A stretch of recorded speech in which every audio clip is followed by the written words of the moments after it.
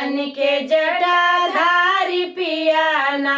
भेष जोगी के बना के पास कुटिया में जाके, भेष जोगी के बना के पास कुटिया में जाके, तू धोखा किया बहुत बड़ा भारी पिया बन के जटाधारी पिया ना। तू धोखा किया बहुत बड़ा भारी पिया बन के जटाधारी पिया ना। तू चुराया काहे राम जी के नारी पिया बन के जटाधारी पिया ना। तू चुराया काहे राम जी के नारी पिया बन के जटाधारी पिया ना।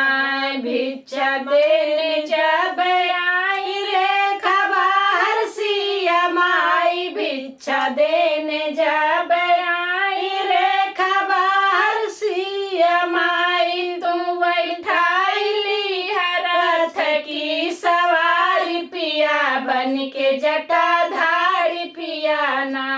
तू बैठाई रथ की सवारी पिया बन के जटाधारी पिया ना। तू चुराया काहे राम जी के नारी पिया बन के जटाधारी पिया ना। तू चुराया काहे राम जी के नारी पिया बन के जटाधारी पिया ना। मिला राम में जटायु तुमसे किया खूब लड़ाई, मिला राम में जटायु तुमसे किया खूब लड़ाई। कपट कई के पंख काटे तू डाल पिया बन के जटाधारी पिया ना। कपट कई के पंख काटी तू डाल पिया बन के जटाधारी पिया ना। तू चुराया काहे राम जी की नारी पिया बन के जटाधारी पिया ना।